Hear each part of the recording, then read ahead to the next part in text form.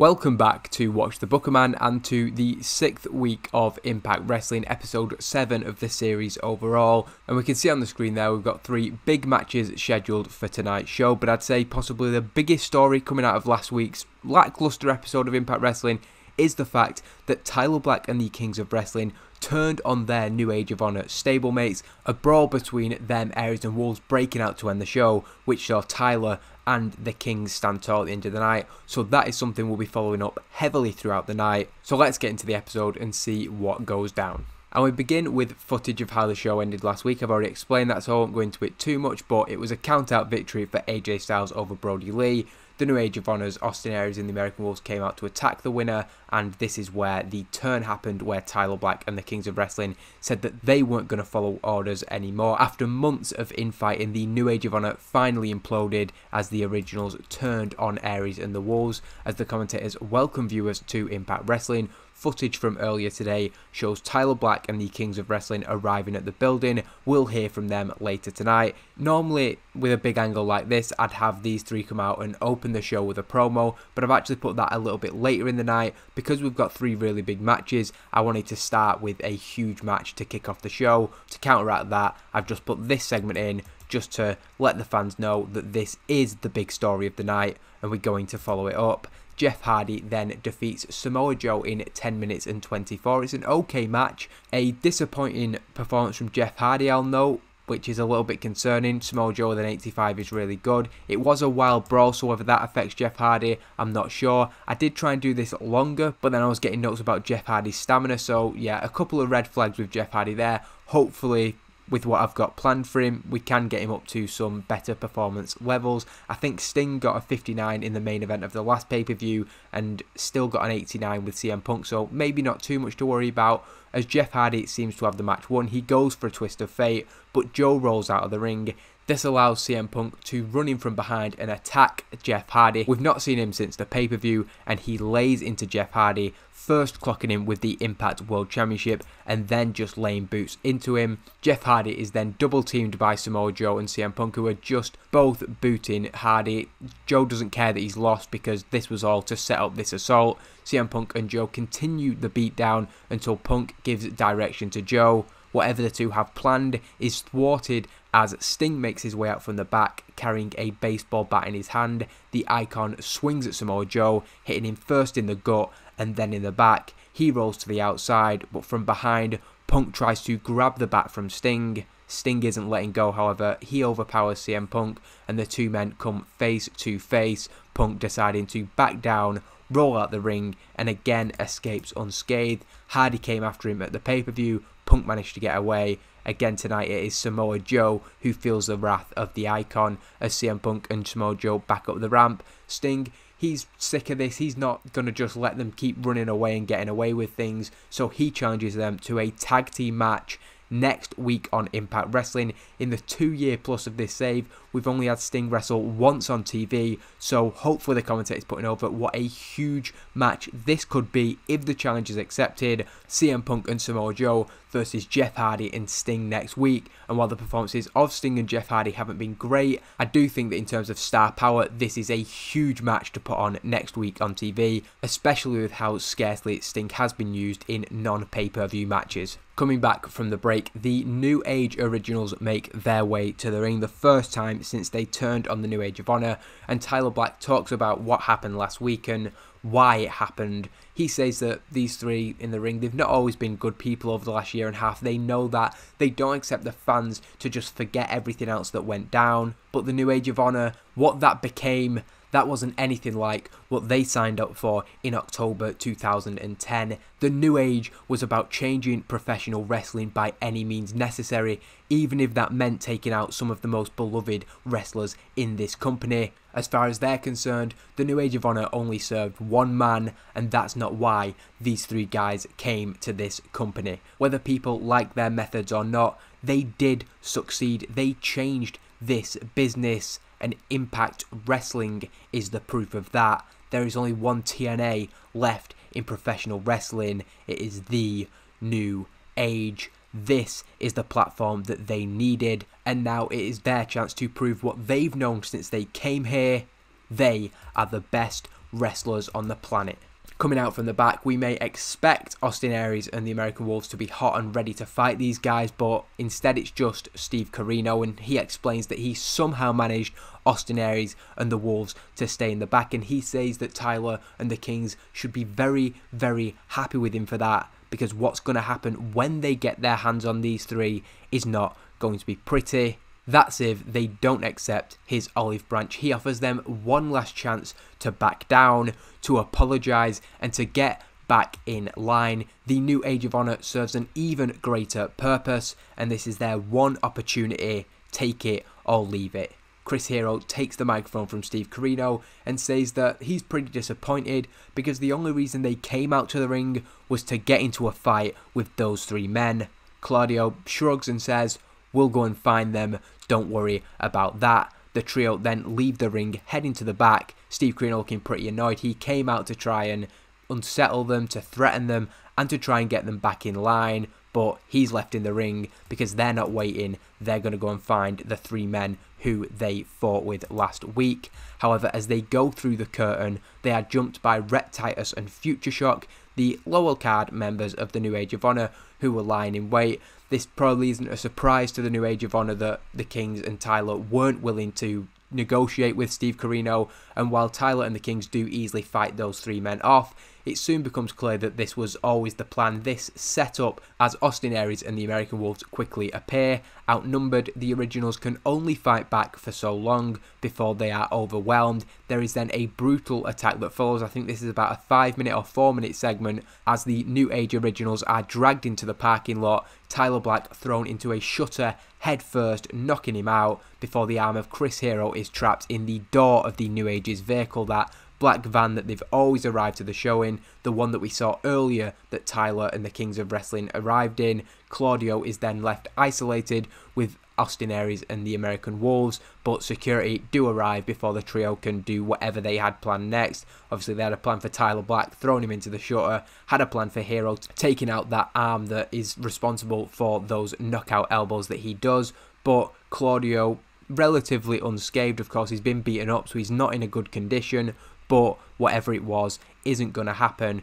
And yeah, while the security can get things relatively under control, the damage has already been done to certain members of the New Age Originals group. It says Jimmy Jacobs is a good pairing. He's not on screen at the minute, so ignore that. He wasn't there as this went down, because as of yet, Jimmy Jacobs' alignment with all this is currently unknown. We then get a short match, and it's pretty poor. Decent performances from the victors, Alyssa Flash and Sara Del Rey, a 56 and a 58 respectively, and they win a Flash driver from Flash to Jazz, and it's basically a squash match. The debut, the official debut of Alyssa Flash and Sara Del Rey as a tag team. They made that clear on Evolve. This is their first step on the road to a potential Knockouts Tag Team Championship match. A good win for them and good performances as well. In the back, Kurt Angle then addresses the chaotic events of the night so far and confirms that before he gets into the New Age civil war that seems to be brewing, he's made the match official for next week. The challenge Sting made, it'll be CM Punk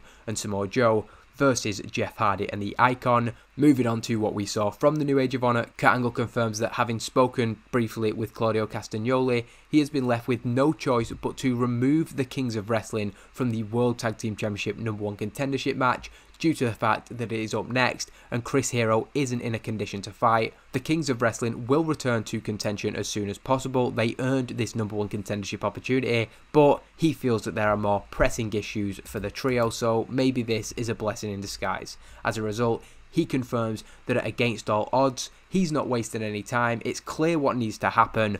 Austin Aries and the American Wolves versus Tyler Black and the Kings of Wrestling. So not that great from Kurt Angle, losing heat to that storyline, but it's just about setting up a couple of big matches, one for next week, Punk and Joe v Hardy and Sting, and the New Age Originals versus the New Age of Honor at the pay-per-view. Really some great matches that we're putting together, and we're followed by one despite Shelton Benjamin being off his game tonight. It is a victory for wrestling's greatest tag team. They give Steen and London their first defeat of the year. Steen attempting to pull the tights of Charlie Haas in a pinfall, but Charlie can reverse the momentum, gets a roll-up of his own, and does grab the tights. Turnabout is fair play, Steen's tactics being used against him. It's 14 minutes and 13, it's an 83 rated match, and good performances from everybody. Haas even doing better than he has been recently, but London with an 84 is absolutely great to see, and Shelton Benjamin, even off his game, can get an 89, so fantastic, and a really good match set up for the pay-per-view now. It'll be wrestling's greatest tag team against the winners of Bryan Danielson and Desmond Wolfe versus the American Wolves in the main event. Shelton Benjamin's kind of having a little laugh with Charlie Haas about him using underhanded tactics to get the win, but Haas shrugs it off. If Steen and London are going to do it, then there's no harm in beating them at their own game. We then get a recap from the events earlier in the night. Of course, the attack on the New Age Originals from the New Age of Honor, and Jeremy Borash speaks with Claudio Castagnoli, who has requested time to address Austin Aries and the American Wolves. He says that normally he likes to let his actions do the talking, but Aries and the Wolves might think that they were really smart by costing the Kings of Wrestling a #1 contendership match, but he's here to tell Aries and the Wolves that they made a huge mistake by not getting the job done and taking him out. They might not get that shot against all odds that they are due, but Claudio is still standing, and tonight he's going to keep an eye on the main event. The second that he sees Austin Aries, Steve Corino, or any of the other New Age of Honor stooges, he's coming out and he's going to clean house. So a very straightforward warning from Claudio Castagnoli there. He's not going to get involved necessarily if it is just Bryan and Wolfe versus the American Wolves, but if there are any shenanigans from the New Age of Honor, then he is coming for his revenge. We then get a decent match to start the hour despite them not clicking. An okay performance from Gail Kim, a little bit disappointing from Taylor Wilde, but again, them not clicking probably doesn't help. And it's a clean win for Gail Kim with a neat defeat in 9 minutes and 40, but we do have Hamada and Larry Sweeney come out to the top of the ramp during the match, and given how much hatred and vitriol that Wilde has towards Hamada at the minute, it does probably take her eye off the ball, so a little bit of an excuse for Taylor Wilde, but in terms of how things went within the ropes, it was a completely fair match by anybody's standards, as Gail Kim has her arm raised in victory. Hamada and Larry Sweeney make their way down to the ring. Gail is wary of Hamada, who initially stands over Taylor Wilde, just looks down on the defeated knockout. Gail looks to ensure that Taylor isn't the victim of a post-match attack. She's in the ring, so she's not going to let this go down. But it actually becomes clear that it is Kim who is the subject of Hamada's interest. She has made it clear that she doesn't want anything to do with Taylor Wilde and Sarita, and more specifically, it is the Impact Knockouts Championship that Hamada is interested in. Leaving the ring, Gail makes it clear that if Hamada wants a shot, then she needs to earn it. She's not going to get involved in this. There's something else going on, of course, with Hamada and Taylor Wilde, and Gail is keeping her nose out of that. Now left in the ring with Wilde, who makes her way back to her feet. Hamada looks to goad her former partner into hitting her. There's a feeling within the company that basically Hamada has to have this match with Taylor Wilde before she can move on to Knockouts Championship contention. Hamada doesn't really want to have to do that, taking a microphone from ringside. Larry Sweeney looks to further get under Taylor's skin, reminding her what Hamada did to Sarita, what she did on the first episode of Impact Wrestling, what she did at the pay-per-view. Despite being very, very angry, Taylor Wilde manages to restrain herself, grabbing the microphone from Sweeney, although not laying a hand on him. Wilde says she cannot wait for this any longer. This match is happening and she wants Hamada next week. She then leaves the ring. No answer from Hamada and Sweeney initially, but that challenge laid down, and it's, I suppose, in Kurt Angle's hands whether he wants to make that match. We then go to the back where Gail Kim is seen returning from a match and is being followed by a desperate Tara. Tara reminds Gail Kim that she didn't get involved in the match at Genesis, despite Mickie James screwing her out of a shot 2 weeks earlier. She says that she did the right thing, so it's time Gail does the right thing too, and gives her the shot that she deserves. Gail kind of laughs this off, saying she does not have time for this now, and quickly Tara, who we've put across as sort of a very changeable personality, she can be sucking up to somebody on 1 minute and then completely snap. She changes her attitude as expected and calls Gail Kim ungrateful and undeserving of being the champion. She wants her rematch and she is going to get it. Gail Kim has no issue with that whatsoever, but reminds Tara that she's going to have to earn the shot and not just be given it. We then go into the 5th match of the night. It does get the red note on the lack of psychology, which I suppose could be fair because it is a high spots match and it's just a complete showcase of these two guys. Partially El Generico as the X Division champion, but also Jack Evans really impressed me in his performance on Evolve a couple of weeks ago, so it's also just giving him a little bit of shine as well. El Generico picking up a win in 8 minutes and 22 with a haluva kick, but a good showing for Jack Evans, who he's not signed full time yet, he's still on a handshake agreement, but he's somebody who we are going to look to bring in as part of the X Division. Not necessarily somebody who's going to be a huge part of it, but we all know what he can do in the ring. Impressive high spots, flips and all that, and I think he's just somebody who, whenever he gets in the ring, he is entertaining to watch. Having picked up another victory in an athletic spectacle, El Generico stands tall. He has a nod of respect to his opponent. They both did things the right way. It was just that El Generico had too much for him on the night. He raises the X Division Championship high above his head, and the commentators wonder who will be the next challenger for El Generico. He's faced all comers and won every match this year, so it's going to be difficult to see who can stop this impressive X Division Championship reign. We then go to the back where AJ Styles is asked about the events of last week. He wasn't directly involved, of course, but he was technically saved from what Austin Aries and the American Wolves were going to do by Tyler Black and the Kings, and we really want to make it feel like a big story. And I think sometimes in companies you can have a huge thing happen maybe on a pay-per-view or in a previous week, and then it just gets one segment on the next week's show despite potentially being the biggest story they have. So I like to have it where you follow it up a few times throughout the night, or it's certainly something I'm going to be mindful of in the future. You want to make these big moments feel as big and as important as possible, and like I said, the New Age Originals versus the New Age of Honor, hopefully people are interested in that story because it has been a thread throughout tonight's show, and I think it is important to strike while the iron's hot rather than letting this potentially hot angle just simmer away. AJ says that he isn't going to rush to praise the New Age Originals, but he'll admit from what he's seen recently, they do seem to be doing things the right way, so he's wary, but you can't deny how good these guys are. Styles says that the attack from Brody Lee messed up his shoulder pretty bad last week, so to have come out of last week's match even able to stand here and talk to Jeremy Borash is a win in his opinion. It may have only been a count out, but he also won the match against Brody. Things aren't getting any better for AJ, however, as when he continues to speak, he is once again jumped from the side in the interview area. This time it is by Jay Lethal. We haven't seen him since the first week of January, so a month and a half away for him. He lost the Evolve Wrestling Championship. Actually, I think it was the second week. He's back and he is going after AJ Styles, joined by his wife Maria. Jay Lethal targets the arm of AJ as JB is pleading with him to stop. We already know that AJ is in a bad way. Completely enraged, Jay Lethal grabs JB by his tie before looking down the camera. He takes the microphone and asks the viewers if he has their attention now before storming off. So we've kind of done a rehab of Jay Lethal's character on Evolve. He turned heel after Slammiversary and took the Evolve Championship from Desmond Wolfe, and we gave him a really decent heel run, I thought, on Evolve Wrestling, and now we're bringing him back onto Impact, and hopefully he can keep that aggression and those heel tactics that we've seen. And I thought that rather than just bringing him back in something mid-card, he can go after one of the top guys and win, lose or draw when these two do eventually go up against each other. I think it will be a good rub for Jay Lethal. Whether you think it's a poor use of AJ Styles, I think that coming out of the storyline and trying to not keep him hanging around that New Age Civil War, which is just going to be mainly focused on those 6 individuals. I do think that it's good to give AJ something else to focus on because he's not going to be going for the Impact World Championship anytime soon, and we basically need something for him. And I think this is a good use of Jay Lethal and hopefully can continue his sustained push as a upper mid-card heel, maybe even reaching the main event.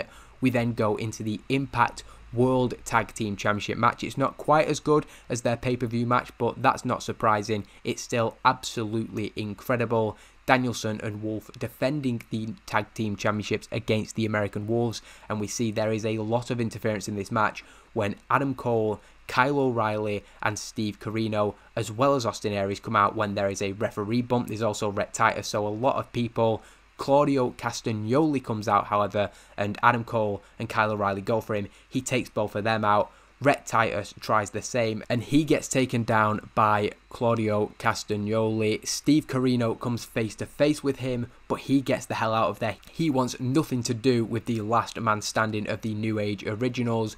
Austin Aries and Claudio Castagnoli then come face to face, so hopefully a big reaction for what Claudio's done there. We know that he's really good at these sequences. I'm sure everybody's seen probably a gif, if not the match, of where he goes around the ring, uppercuts somebody, jumps on somebody else, uppercuts somebody else, and it's just this fast-paced, impressive, athletic display from him that I think would get a huge face reaction for him. And having just turned, I think it's a good moment of spotlight for Claudio, who I think has often been seen as the third man of the New Age Originals. Chris Hero and Tyler Black have often been more of the guys to get the spotlight, so I thought with those two down, we could give Claudio a big moment and hopefully establish him as a face. He gets into a brawl with Austin Aries, so while Claudio can very easily dispatch of the other guys, this does lead to them brawling away from the ring. That then allows Danielson and Wolfe to pick up the victory, Bryan following a dragon suplex to Eddie Edwards, and the idea is that the Wolves sort of expected their plan to come together. Claudio Castagnoli, the one-man army, completely thwarting that, and that means that they were kind of off their game as Danielson and Wolfe pick up the victory. So while we are looking for a big push for the Wolves and Aries and the New Age Originals, it is a defeat for the American Wolves tonight. But again, we've gained heat to two angles that we've got going, and we've got now a World Tag Team Championship match set for Against All Odds. Bryan Danielson and Desmond Wolfe will defend against WGTT. It's a chaotic ending to the match and a chaotic ending to the show, and it has been a night of chaos, we can say that. The two Impact World Tag Team Champions stand tall with their titles high in the air. They are now done with the American Wolves as well. I thought that, again, we'd put this match on now because they're going into that big storyline. The American Wolves don't strike me as a team who would just move on from losing their titles at Genesis, so we gave them the match tonight so we could just go into focusing solely on that 3v3 rivalry. Claudio Castagnoli is out of there, of course, as is Austin Aries, so it's just the two of them. Claudio, of course, achieving what he set out to achieve in not allowing the American Wolves to steal the championships back. And the commentators sign off on what has been an action-filled episode of Impact Wrestling. Again, hopefully people enjoyed that thread of the main storyline throughout the show being the New Age Civil War. They put over the volatile environment in this company. Impact Wrestling has just seen the heat rise even more and more. So much going on, and anything can happen on this show. One thing we know for sure for next week is that CM Punk and Samoa Joe will face Jeff Hardy and Sting in what is going to be a huge main event. And it's an 84, so a good episode rating. Not quite back to those 85s, 86s that we'd been hoping for, but it's not that far off. Very happy with this week's show, and of course we have Evolve now, so we'll go into that and see what goes down there. And we begin with something that went down during Impact as things got heated in the back between the Motor City Machine Guns and Steen and London. They kind of mocked Steen and London for their defeat, considering how Steen and London have been trying to tell Shelley and Sabin that they're failures in recent weeks. They're asking, is that how it's done? Kind of sarcastic, and it leads to things getting heated between the two. Doesn't become physical as Steen and London are pissed off about their defeat and hurting after losing to WGTT. But it's just something to tick over that storyline because there was no room to advance it on Impact. We then get Adam Pearce defeating Jesse Sorensen with a flying somersault leg drop. I don't think so. I thought it was a bit much when he was doing a flying splash on the previous show, but I think that's not going to be his finisher in Impact Wrestling or Evolve Wrestling. It's a good performance from him nonetheless, and he picks up a win in 5 minutes and 4 seconds. We do cool the crowd a little because it's not that good of a match, but this is Evolve and it's about trying to get over new people. That's what's hopefully happening with Adam Pearce, who calls out D'Angelo Dinero, the Evolve Wrestling champion. He's not waiting in line. He's proved himself since coming to Evolve Wrestling, and he wants a shot at D'Angelo Dinero. Instead, Roderick Strong comes out. He blames Pearce for him losing last week, and as things seem to be getting close to coming physical between them two, D'Angelo Dinero comes out. He apologises. He didn't realise what happened last week. He just took his opportunity to win, but he feels that Roderick Strong does deserve a fair shot at the Evolve Wrestling Championship. But with Pearce stood in front of him, he's got an idea. If the two guys are up for it, Pearce versus Strong next week, and the winner will get a match the following week against him. Roderick Strong is very happy with that. Two birds with one stone. He gets his hands on Adam Pearce, but also the opportunity to get another title shot. Adam Pearce is also more than up for this, so the first big test for Adam Pearce since coming to Evolve Wrestling against an established former championship holder in the company, Roderick Strong. We then get a promo from Amazing Red and Low Ki. I made note to script it this time because I know that Amazing Red almost always struggles when going off script, and they promote their match against the Motor City Machine Guns in tonight's main event. I think that'll be a really good match, and the added story is that Low Ki is demanding more from Amazing Red this time. They lost last week on Impact Wrestling, and he doesn't want to see them go down again. We then get another tag team match. It is Awesome Kong and Rosita versus Lana Kinnear and Santana Garrett. And it is a squash match, and it's just about further having Rosita trained up by Awesome Kong, I suppose it is. And this time Rosita does do a little bit more of the wrestling, but Awesome Kong gets the pinfall with an implant buster. A good performance from Awesome Kong. Decent from Rosita considering that she's not that over and is considered unimportant. They stand tall with the Knockouts Tag Team Championships. I don't think I meant to put that in because, well, I suppose this is in the back. I think I was going to have Kurt Angle come out from the back and address this, but he says that he wants to end the confusion, whether it's out by the ring or in the backstage, it doesn't really matter. There is a Knockouts Tag Team Championship title #1 contendership match next week, and we'll find out who will face Awesome Kong and Rosita at Against All Odds. With the sort of awkward situation that the division's in at the minute, I just thought sticking a few teams in a #1 contendership match is the most straightforward way to get to our Knockouts Tag Team titles match. It is going to take a little bit of time to get the division back where we want it to be, but I'm still hopeful because there are a number of very talented teams in the company. We then are sent to the backstage where El Generico is having a photo shoot with the X Division Championship, and we're told by the commentators that there is a big announcement coming next week on Evolve Wrestling regarding the X Division and the X Division Champion being involved in that. So that's what this promotional stuff is for. But he is confronted by Kevin Steen and Paul London, specifically Paul London, who says that when he's pissed off and angry, there is nobody he likes to take it out on more than El Generico. They're bullying and pushing El Generico around a little bit. The photo shoot is kind of taken over by them two, and they're just being real dicks about it. Generico pushed out of the room by the two bullies, who then asked the photographer to take shots of them. Paul London in this time has grabbed the X Division Championship from El Generico and he poses with it. He insists that he's going to be the next X Division Champion, so whatever this photo shoot is for, the next champ is the guy they should be taking pictures of. We then get another not that good match, and we can see what Evolve is becoming. It's more about these squash matches with signed guys, often against people who aren't signed to the company. John Moxley is another guy we had on one of those one appearance deals from a while ago. I never ended up using him, I think because he was injured when the time came for him to be in. I think it was an X Division match a very long time ago. Stuck him on the Ring of Honor roster. Now he's back, and this is really just to see how he did. A 40 is decent. I thought it'd be a lot worse than that, but Kenny King defeats John Moxley in 6 minutes and 6 seconds with a Royal Flush. A good win for him, and we're kind of putting across the new face side of Kenny King's character. He was the first guy to leave the New Age of Honor to go out and do his own thing, and his win here is testament to that. He's overjoyed, a very big celebration for him. We then get a poor promo from the Briscoes, sent in again. They said last week that Impact Wrestling told them they'd call them when they needed them, but as far as they're concerned, that call isn't coming, so they had two choices to make. They could tuck their tails and accept that, or they could do what the Briscoes have always done and kicked doors down. That call might not be coming, but the Briscoes most certainly are. So again, building to the return of the Briscoes on Evolve Wrestling. The Motor City Machine Guns defeat Amazing Red and Low Ki in 15 minutes and 17. A really good match that gains heat to Low Ki and Red's storyline. It's a Made in Detroit where Alex Shelley pins Amazing Red. And again, Low Ki not happy with Amazing Red. The Motor City Machine Guns celebrate. They're happy to have this big win after a tough couple of months they've had since returning.